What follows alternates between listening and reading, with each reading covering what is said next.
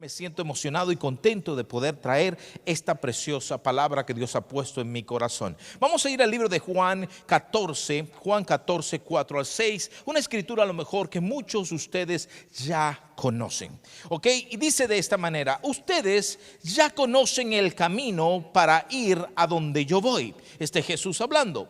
Dijo entonces Tomás: Señor, no sabemos a dónde vas, así que ¿cómo podemos conocer el camino? Yo soy el camino, la verdad y la vida, le contestó Jesús. Nadie llega al Padre sino por mí. Si ustedes realmente me conocieran, conocieran también a mi Padre. Y ya desde este momento lo conocen y lo han visto. Hoy quiero hablar por unos minutos bajo el tema: ¿hacia dónde vas? ¿Por qué no le pregunta a su vecino en este momento? Lo mira directamente y le dice: ¿hacia dónde vas? ¿Puede hacer eso? Rápidamente voltee y diga: ¿hacia dónde vas? Si lo hacemos más latino, ¿para dónde vas? Es algo que es una pregunta normalmente que nos hacemos al salir de nuestras casas. Si usted no ha dicho nada, a lo menos en mi caso, después de 25 años de casado, si yo no le informo a mi esposa para dónde voy y salgo por la puerta, si no logra gritarme de buena manera, gritarme desde la cocina: ¿a dónde vas?, por lo menos me manda un texto y dice: ¿para dónde fuiste? Porque el hecho es que todos estamos interesados hacia dónde vamos. Ahora, la gran pregunta es: ¿hacia dónde vamos en la vida? Hemos tenido un año turbulento, un año retador, un año con incertidumbre. No sabemos qué va a pasar con la política, no sabemos qué va a pasar socialmente, no sabemos qué va a pasar en la economía. Hay incertidumbre y de alguna manera la incertidumbre trae cierta duda de hacia dónde nosotros vamos. Esa misma condición estaban pasando los discípulos cuando Jesús habla en este verso. Si usted retrocede unos capítulos anteriores, estaba hablando Jesús de que había una morada preparada, que Él iba a reunirse con su Padre y que Él los iba a dejar. Y había tristeza, incertidumbre, dolor. ¿Nos va a abandonar? ¿Qué vamos a hacer sin ti? Había una pregunta legítima: Señor, ¿cómo? ¿Qué va a pasar con nosotros? Y ahí es donde entramos a Juan 14:6. Dice: ustedes ya conocen el camino para ir a donde yo voy. Es decir, ustedes saben qué deben de hacer para llegar allá. Pero sale Tomás. Tomás es conocido como el que duda. Tomás es conocido como el falto de fe. Tomás tiene una reputación muy baja y nosotros los predicadores somos los culpables, porque hemos puesto a Tomás como el que dudó y hemos puesto a Tomás como el que no creyó. Hemos mal puesto la actitud de Tomás. Pero si vemos a Tomás de otro punto de vista, Tomás era el que hacía las preguntas más interesantes y el que tenía los comentarios fuera de lo común y de lo normal. Es como cuando usted tiene un amigo que hablan de ciertos temas y siempre él tiene que hacer una pregunta que usted se queda como pensando: oh, no había pensado en eso. O que siempre está de alguna manera preguntándose qué hay más allá. Yo tengo un muy buen amigo que ustedes lo conocen muy bien, que cuando hablamos, y estoy hablando del pastor Ezequiel, cuando hablamos de temas bíblicos y hablamos de cualquier tema, sea bíblico, político, dice: ¿pero qué es? Si estamos hablando del perdón, ¿pero qué es el perdón? Si estamos hablando de política, ¿pero qué es el comunismo? Si estamos hablando de cualquier cosa, ¿pero qué? Siempre está esa pregunta. Y digo: Ezequiel, tú siempre estás preguntando más, ¿quieres saber más? Dice: sí, yo quiero saber más. Y Tomás de alguna manera siempre quería saber más. Nota que los tres acontecimientos que la Biblia habla de Tomás es cuando Tomás, obviamente, dice que vinieron a informarle que Lázaro, el amigo de Jesús, había muerto. Y cuando llegan a darle la noticia, Jesús dice: vamos a aquella aldea para poder llegar a aquel lugar y poder resucitar a Lázaro. Y había un malentendido en aquel lugar, y le dice: pero te van a matar, Señor. Y Tomás dice: pues entonces vamos y muramos con él. ¿Qué clase de amigo usted quiere en su vida que le diga: pues vamos y muramos todos, que nos maten a todos? Gracias, Juan, por la sugerencia. No es muy buena sugerencia. Juan siempre salía a dar su punto de vista, que era un poco diferente a los demás.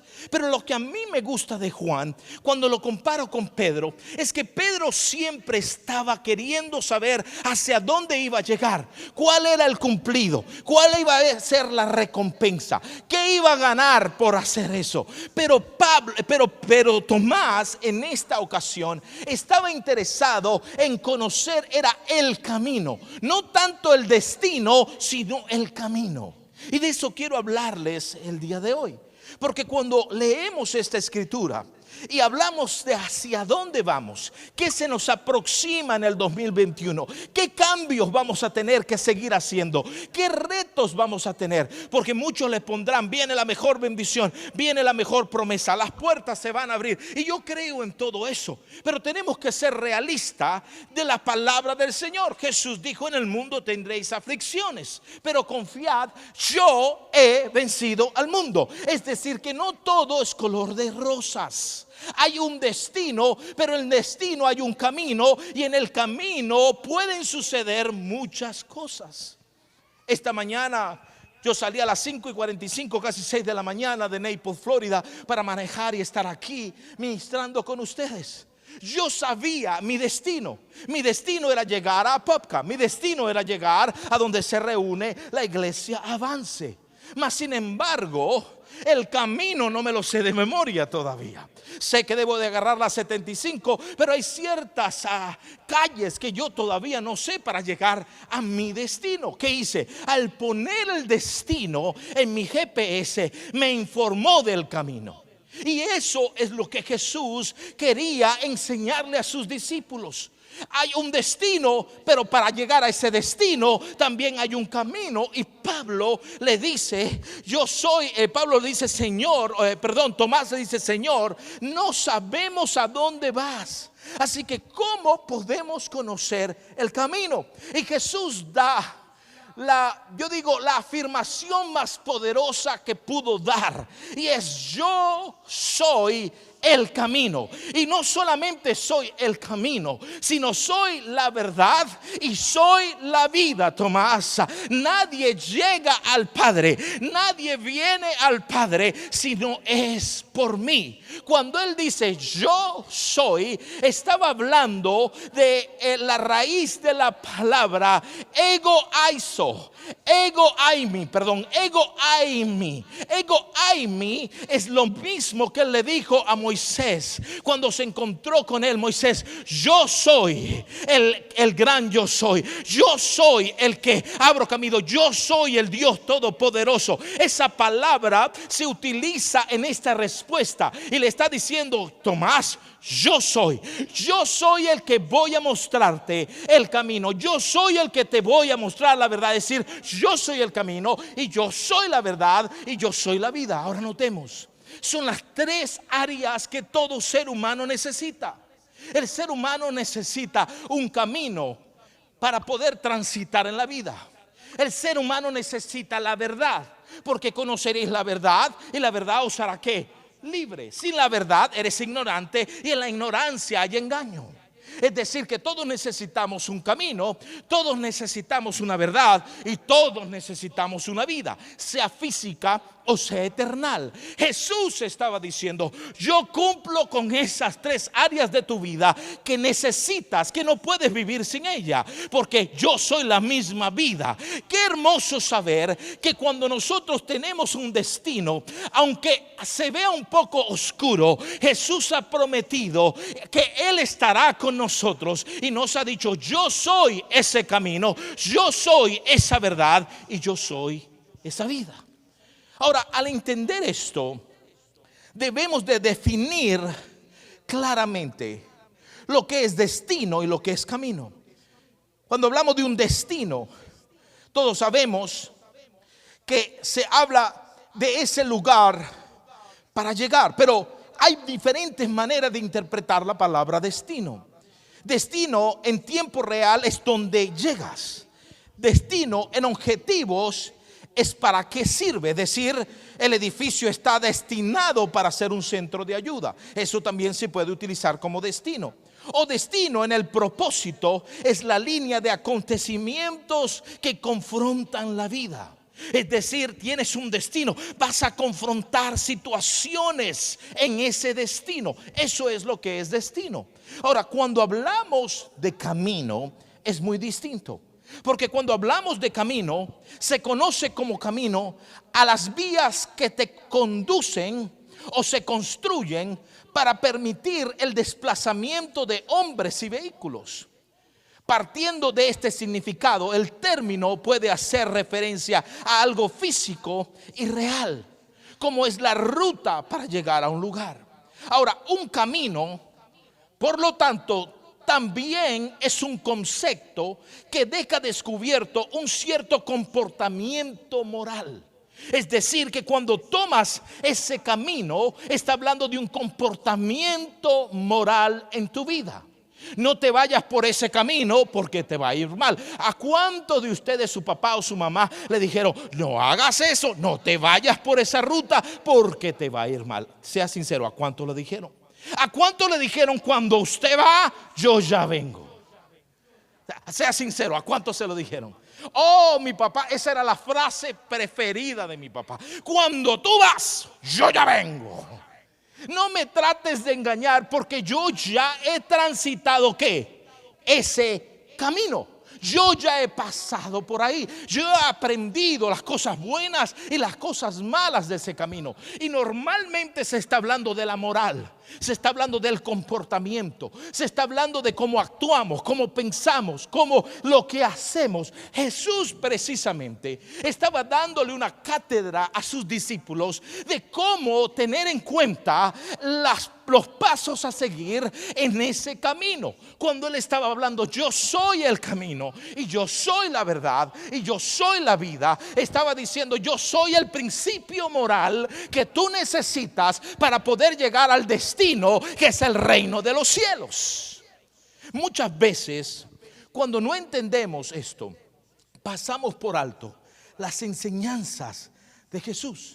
El proverbista en Proverbios 14:12 dice de esta manera: hay caminos que al hombre le parecen ¿qué?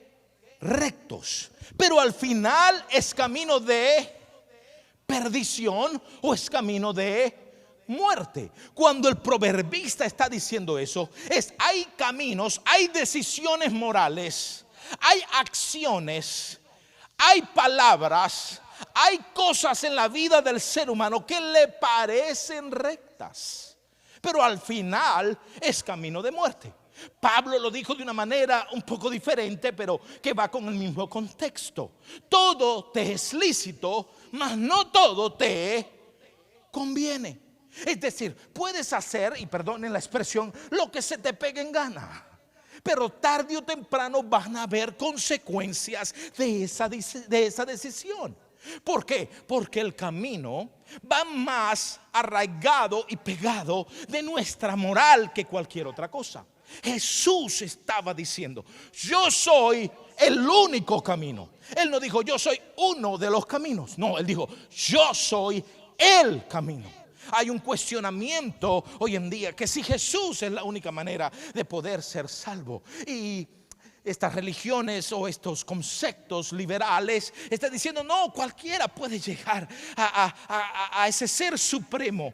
Lo importante es que creas en algo. Pero Jesús, para nosotros los que nos llamamos cristianos y nos llamamos hijos de Dios, es el único camino a la salvación. Yo sigo creyendo esto, espero que usted también lo siga creyendo. ¿Cuántos creen que Jesús es el único camino? Yo que estuviera gritando fuertísimo. ¿Cuántos creen que Jesús es el único camino? Así es. Entonces Él lo dice: yo soy el camino, yo soy la verdad, yo soy la vida. Entonces, cuando hablamos de la moral de Jesús, debemos de entender estos conceptos claros. Antes, déjeme explicarle qué es la moral. Y tenemos un gráfico que vamos a estar viendo el día de hoy, porque esta es la moral del ser humano.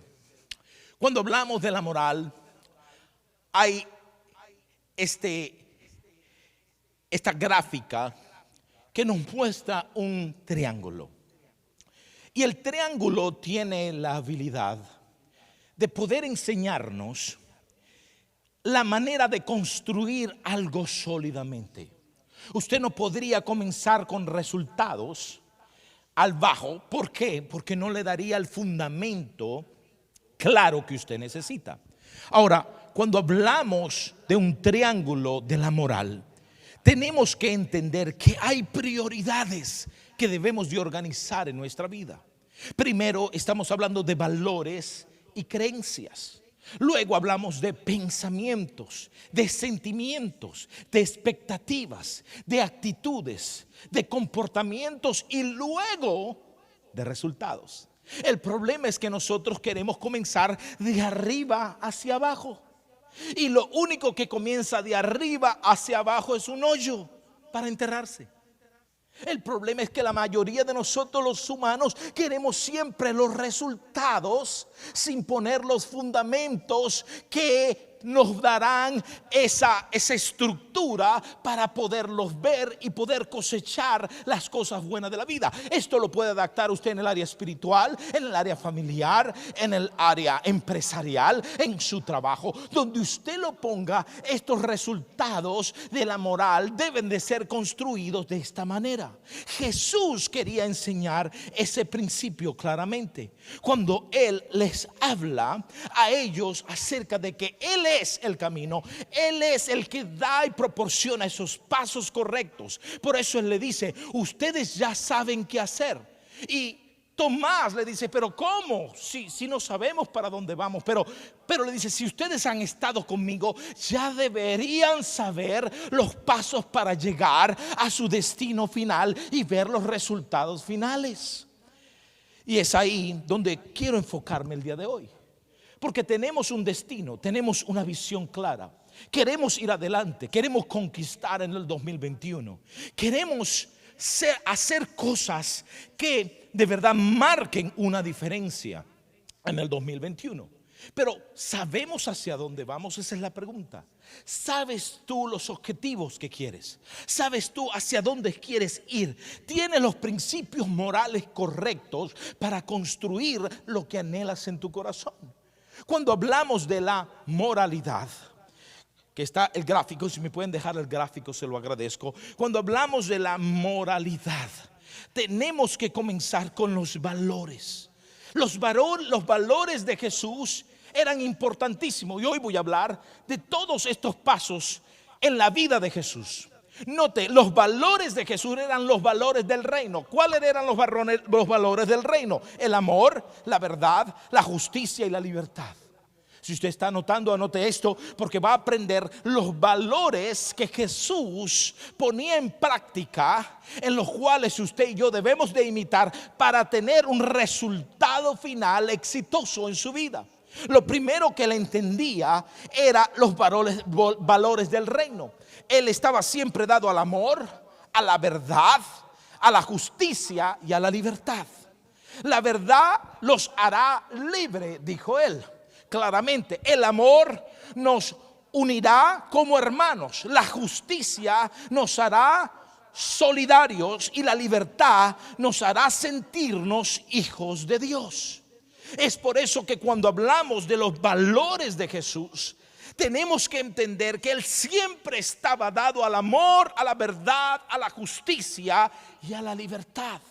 Él hablaba y por eso no lo entendían, porque la religión hablaba del juicio, la religión hablaba de pagar, de ojo por ojo, diente por diente. La religión hablaba de preceptos y de costumbres que tenían que cumplirse. Mas sin embargo, Jesús se enfocaba en el valor de la moralidad del ser humano. Por eso Él le dijo: ustedes por fuera se ven bien, son tumbas blanqueadas, se ven bien por fuera, pero por dentro están podridos, huelen mal, porque se han enfocado solo en lo exterior y no en renovarse en los valores interiores que debe de estar en cada ser humano. Entonces, para poder tener destino, tenemos que saber qué valores hay dentro de nosotros.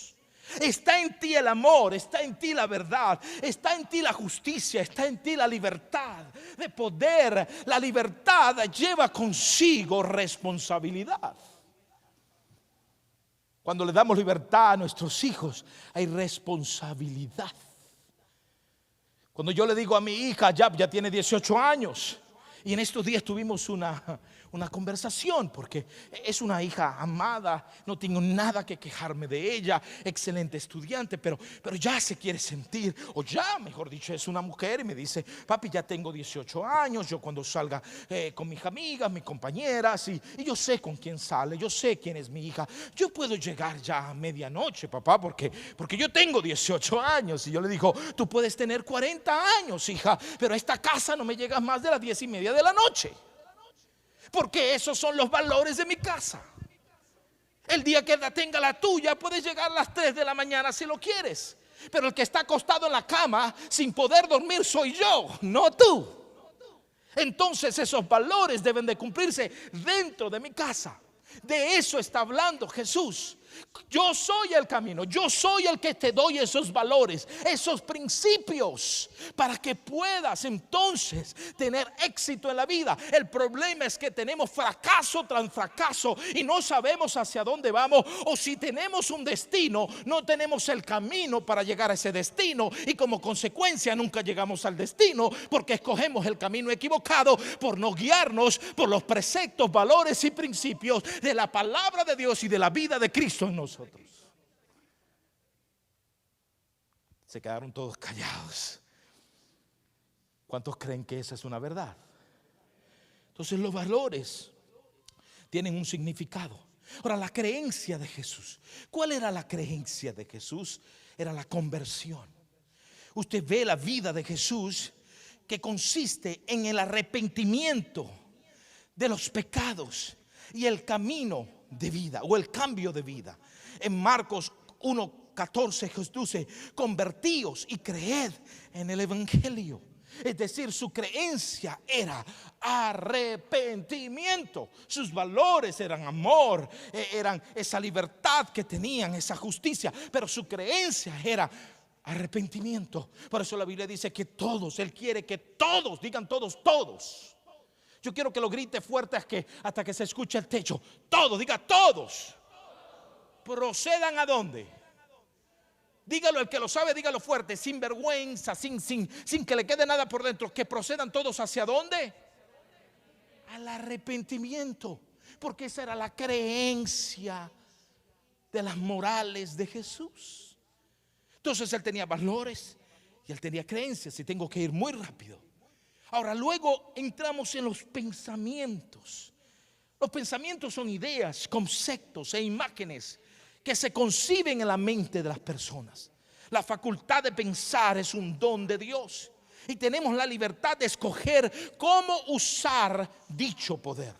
Nuestra manera de pensar afecta profundamente nuestra actitud y nuestros comportamientos, así como también nuestro estado o situación después de la vida. Usted puede creer que su comportamiento afectará aún el estado después de la vida, porque la Biblia dice que serás juzgado. De cada cosa que hagas serás que juzgado. Es decir, que afecta hasta después de la vida. Es decir, tiene intereses. Ten cuidado porque hay intereses en tu comportamiento. Los pensamientos, ¿ok? Esos retos, esas conductas que nosotros tenemos en nosotros, valga la redundancia, tenemos que saber manejarlos de la manera correcta. Cuando hablamos de los pensamientos de Jesús, la Biblia está hablando en general en los pensamientos, acerca de los pensamientos, y dice en Primera de Crónicas 28:9, el Señor entiende toda intención de los pensamientos. Es no solamente lo que piensas, sino las intenciones que están en tus pensamientos. Estoy hablando de hacia dónde vas. ¿Qué clase de pensamiento tienes? Porque tarde o temprano eso te llevará a tu destino final. Cuando hablamos de Proverbios 23:7 dice, porque ¿cuál es su pensamiento en su corazón? Tal es el hombre. A mí me gusta decirlo de esta manera: tus pensamientos, el hombre seguirá tus pensamientos, no el pensamiento seguirá el hombre. ¿Qué quiere decir con eso? Que lo que tú piensas se concibe para una acción. Entonces, por eso cuando lo van a juzgar a usted, si usted cometió un crimen, pensándolo, hay un término legal, ok, que se me escapa ahorita, pero hay un término legal con alevosía. Es decir, si usted actuó con alevosía, pensando, maquinando el mal, hay un castigo peor. Porque no fue un accidente, fue por alevosía. Usted ya se la pensó, usted planeó, usted hizo el plan, usted hizo todo para poder ejecutar ese pensamiento. Entonces, tenga cuidado. Cuando hablamos de estos principios, o estamos hablando de esta pirámide en sí, tenemos que tener mucho cuidado con nuestros pensamientos. Mis pensamientos no son vuestros pensamientos, dice Isaías 57:7. También sabiendo Jesús los pensamientos de ellos, dice Mateo 12:25. Dentro del corazón de los hombres salen los malos pensamientos, dice Marcos 7:20, llevando cautivo todo pensamiento a la obediencia de ¿quién? De Cristo, dice segunda de Corintios 10:5. Todo lo honesto, lo justo, lo puro o lo amable, en esto debes de pensar, dice Filipenses 4:8. Todo lo justo, todo lo puro, todo lo amable, en esto debes de pensar. Entonces, ¿por qué le damos cabida a otra clase de pensamiento? La pregunta es: ¿hacia dónde vas y hacia dónde te están llevando tus pensamientos? Porque si tienes pensamientos de derrota, entonces serás un derrotado. Pero Jesús está diciendo: tus pensamientos no son mis pensamientos. Es más, el profeta dice: los pensamientos del Señor son pensamientos de bien, son pensamientos buenos para ti. ¿Para qué? Para que tengas esperanza. Es decir, que mientras que tú has perdido la esperanza, en los pensamientos de Dios para ti es para que tengas esperanza, renueves tu esperanza. Si hay alguien que ha perdido la esperanza, yo vengo a decirte: renueva tu pensamiento, porque los pensamientos de Dios son para que tengas esperanza.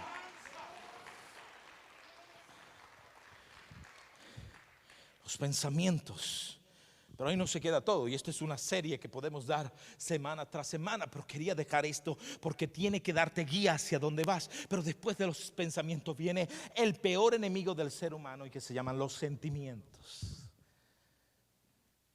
Sí, pero pastor, los sentimientos son buenos, lloramos, reímos, ¿verdad? Gritamos, nos enojamos.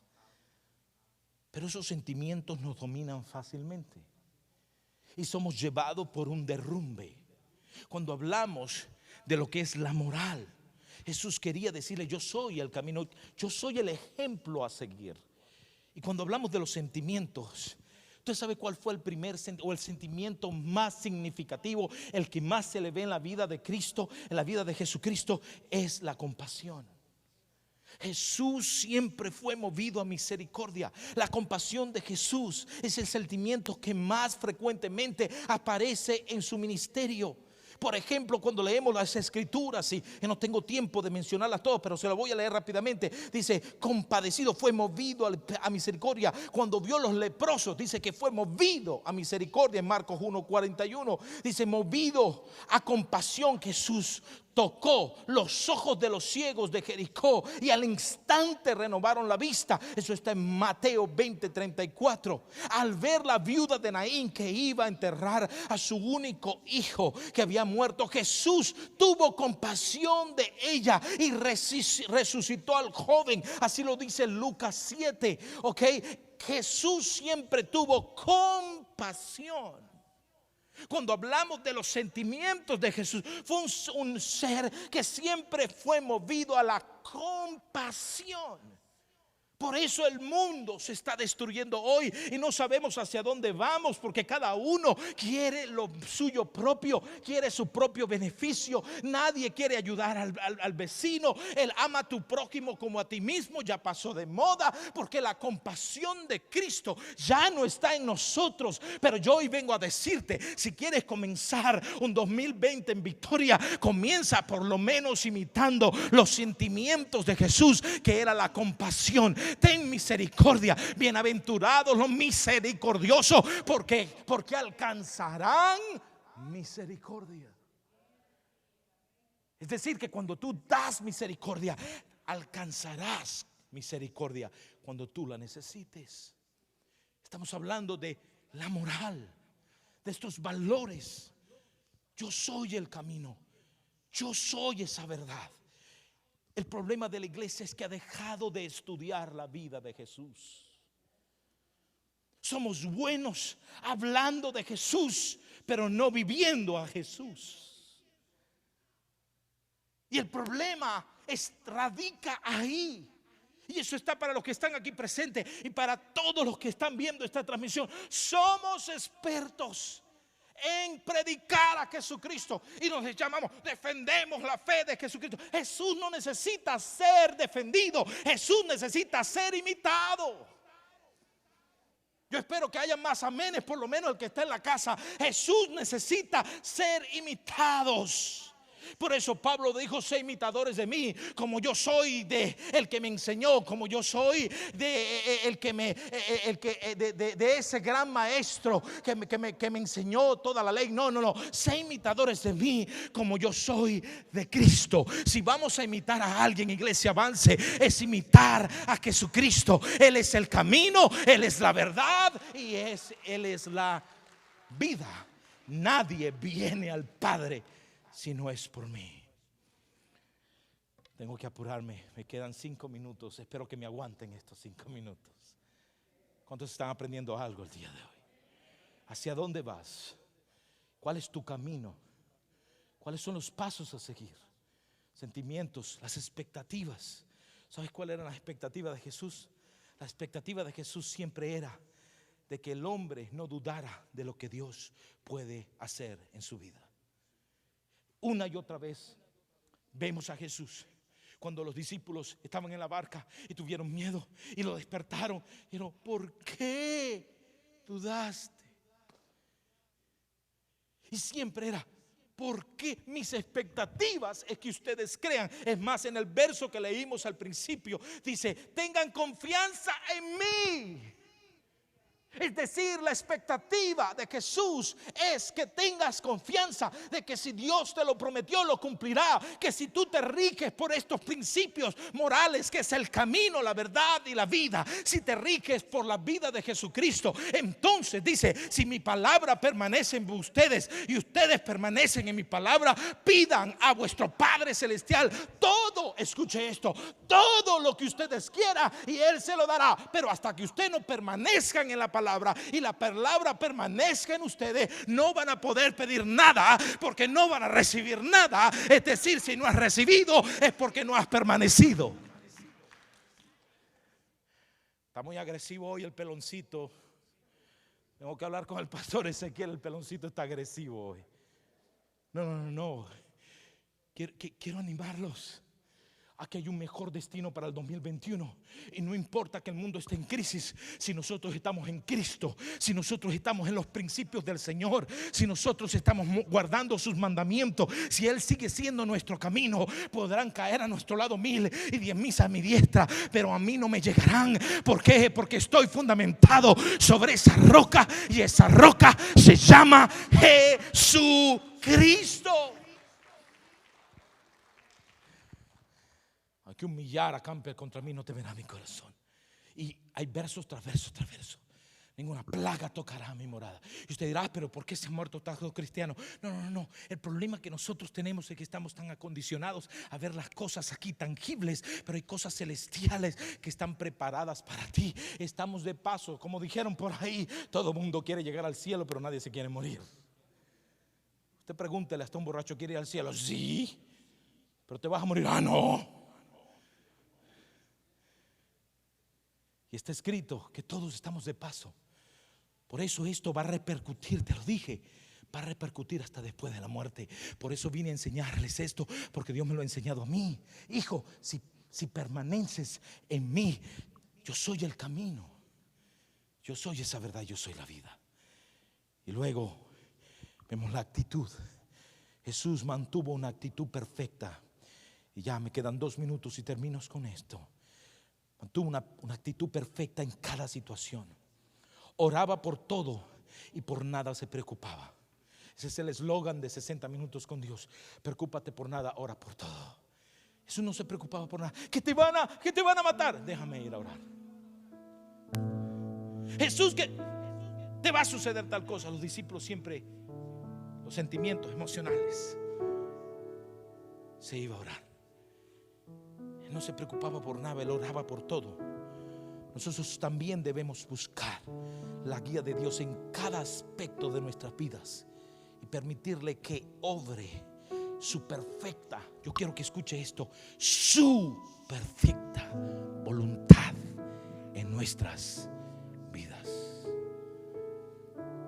Hágase tu voluntad y no la mía. Cuando usted dice eso, está diciendo: me niego a mí mismo. Hágase tu voluntad y no la mía. La actitud de Jesús nunca fue el ponerse a la defensiva o desalentar a otros. Su objetivo era el de complacer al Padre. Cuando usted va a Juan 6:38, ese era su placer. Quiero complacer, quiero que hagas tu voluntad, quiero complacerte a ti, Señor. En medio de los problemas Jesús fue paciente. En medio de los sufrimientos Él estaba lleno de esperanza. En medio de la bendición Él fue humilde. Incluso en medio de la burla, el abuso y la hostilidad, Él no respondió maldición, sino que cerró su boca.